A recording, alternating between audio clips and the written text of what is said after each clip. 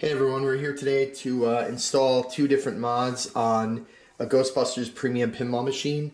And this one right here, it's the topper that Stern created for the GhostBusters pinball machine.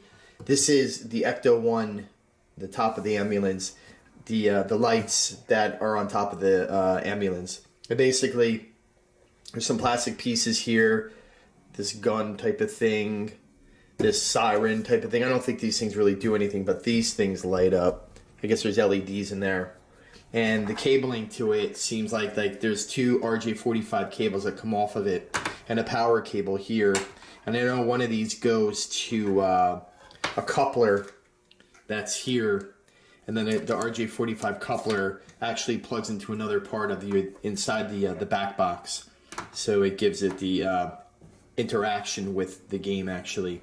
And the power here tees off of one of the power boards inside the pinball machine. Not really sure where that one kind of comes off. I have to look in the manual and see, since this one right here. But the topper, you know, the plastic pieces, it looks good, but it is pretty heavy. It's got a lot of weight behind this topper. It's not like something that's pretty cheaply made or anything. It's made out of you know, like a plexiglass type of thing or anything. Not to say they're not cheaply made. I'm just saying the weight wise, there's some metal in this topper here, especially on the bottoms, I guess here. And I just saw another video that somebody took this actually apart, and there's a bunch of LEDs that are actually in it. I guess something spins around inside of it to give it the effect of a real like police light when it's actually activated. So curious to see how it works, the interaction in the game with it. Not from the videos I've seen, there isn't a whole lot of interaction, I think, with the game, but I don't know. I haven't really played one with it.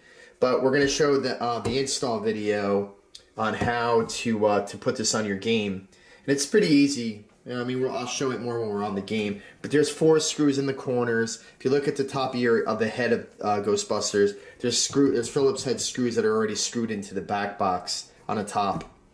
And basically those unscrew and then they screw into this, and these cables drop down into a hole on the right hand side of the top of the back box. So all these cables just drop down there and then feed into the back box, and that's where it gets its power. Then it gets its you know, the other RJ45 cabling from the actual spike board and all that stuff to give the game interaction with the topper. So it's a pretty straightforward, easy install, it seems. So we'll show that.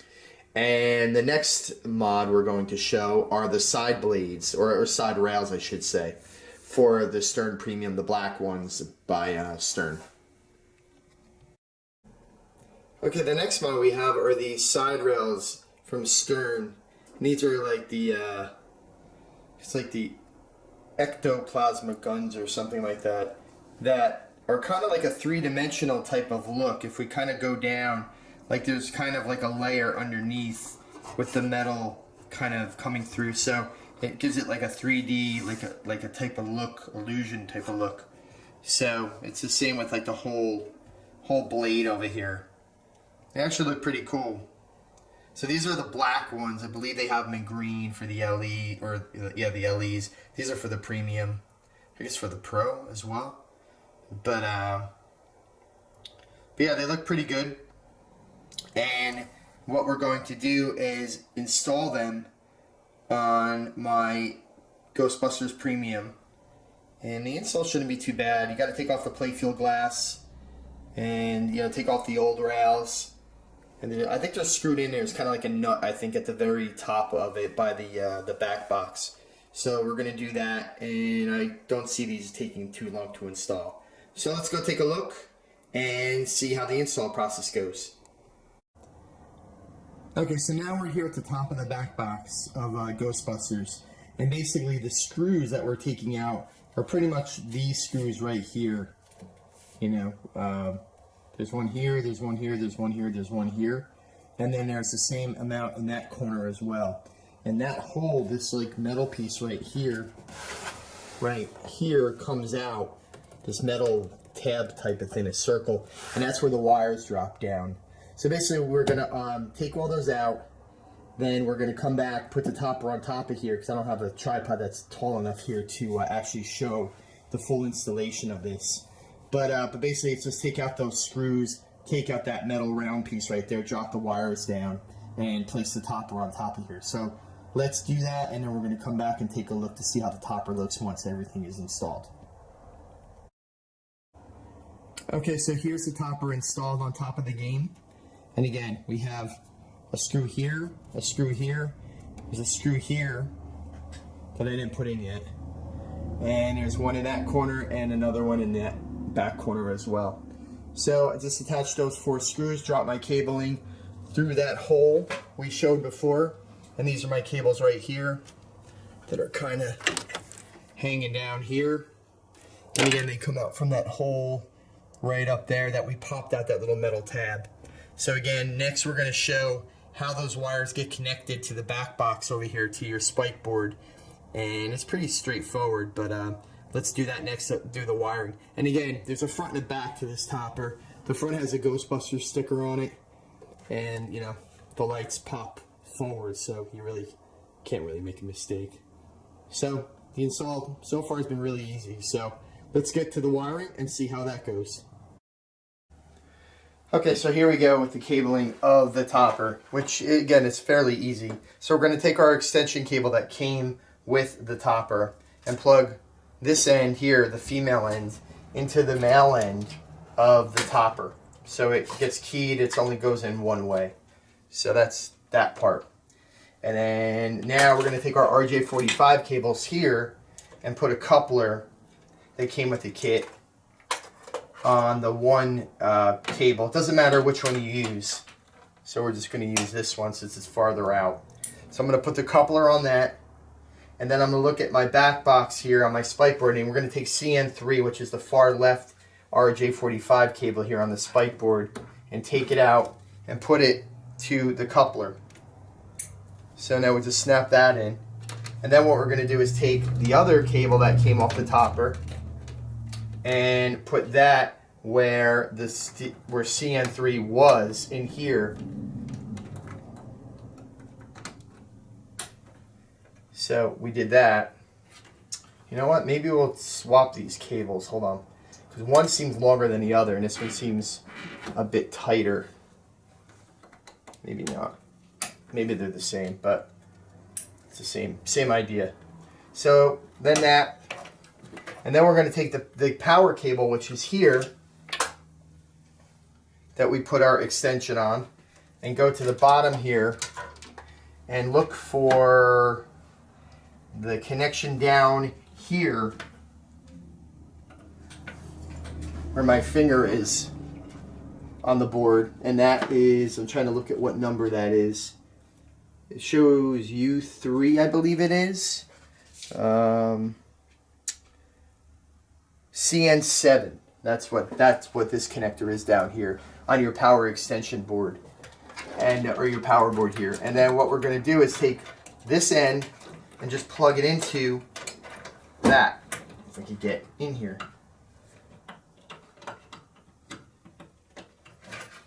It's keyed, so you can only really put it in one way.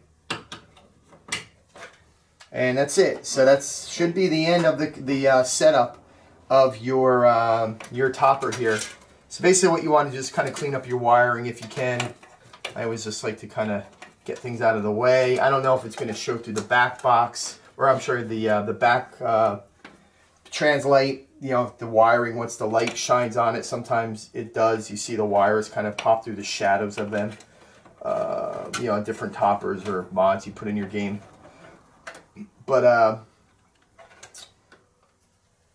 let's see how that looks, and we'll do a quick demo of the topper. Who you gonna call? Ghostbusters! I can't hear you. Who you gonna call? Ghostbusters! Louder! Who you gonna call?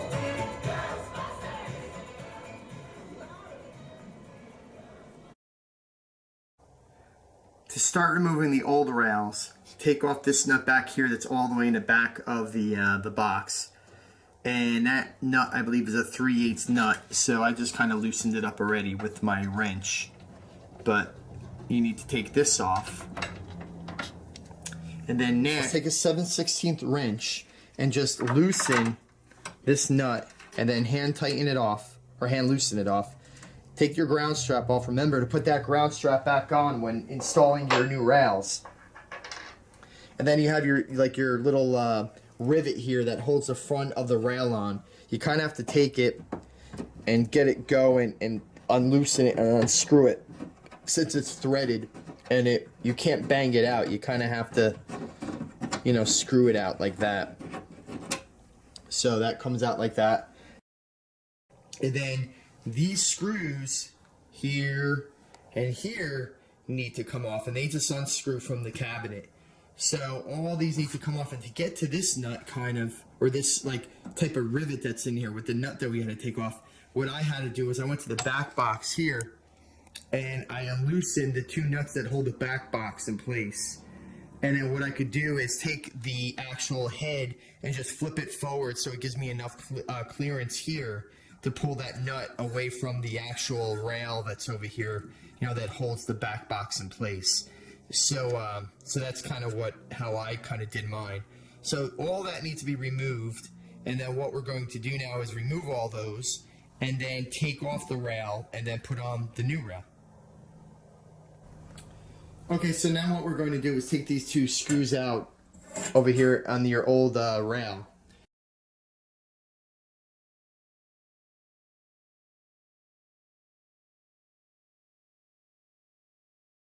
So let's take these two screws off. And then in the front, so now the rail comes off. Okay, so now let's put on the new rail and see how it looks. So remember, the big part goes over the button in the front, and this goes up here, and you kind of line up your holes to where they were before. You may have to put new holes in here as well, which I believe you do. You got to add some 1, 2, 3, 4, 5, 6, and then you have your rivet in the front and you have your rivet in the back. So so that's what you have to kind of screw in. So that's how the rail goes. And then once it's all screwed in, then you're good to go. So let's screw everything in and see how it looks. Okay, so when you're done putting the rail back on the cabinet and putting your two different rivets here and top and the bottom of the new rail, what you want to do is screw your screws back in to the side rail. And with some of these, you might have to start making a new hole to screw these screws in. So if you kind of just get your screwdriver, kind of just take the head of the screw and put it into your screwdriver, and kind of just go into the hole here, kind of get center in your hole, and just kind of push, and just kind of be, you know, just be centered as you're doing it, and it'll kind of self-tap a new hole.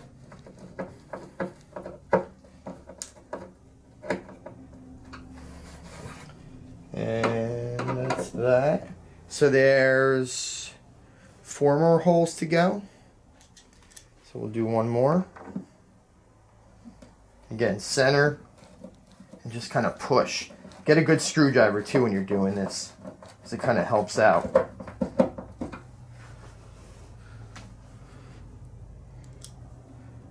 We'll do one more down here.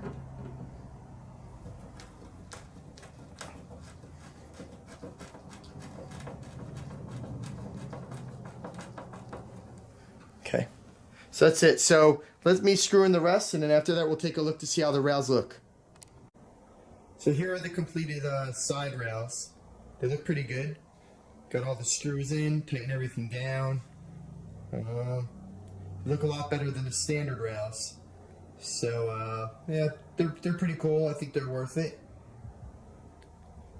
And the colors pop a little bit on the rays and all that stuff. So, and again, when you're putting these on, make sure you go under this back box rail here too.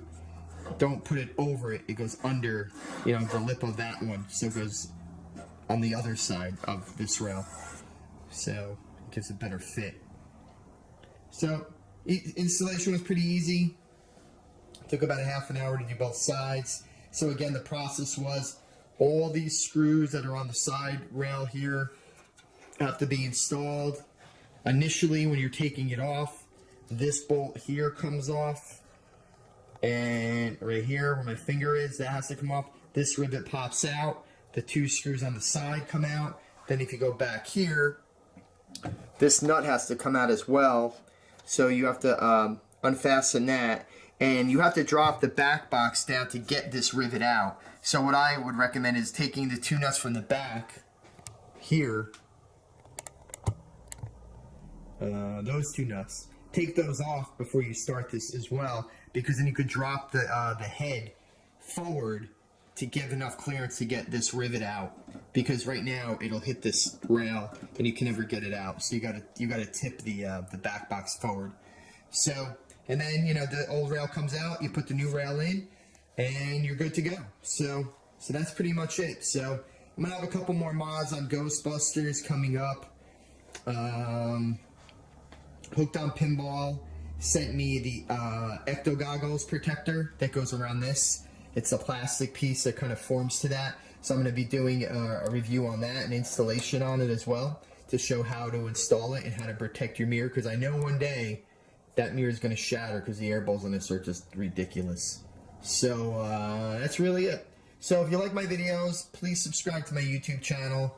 My website, everything is linked to that from that page. It's www.pinballsupernova.com, and on the homepage you can link to my WordPress, which is my blog with all the latest news in pinball, my YouTube channel that does the installation videos and reviews, and I also have a Twitter page and a Facebook page, and also an Instagram as well. So thanks for watching. I really appreciate the support. Been getting a lot of subscribers, a lot of viewers, which is great, and it's great to see the hobby of pinball, kind of surviving and coming back, which is great. So talk to you soon. Have a good night.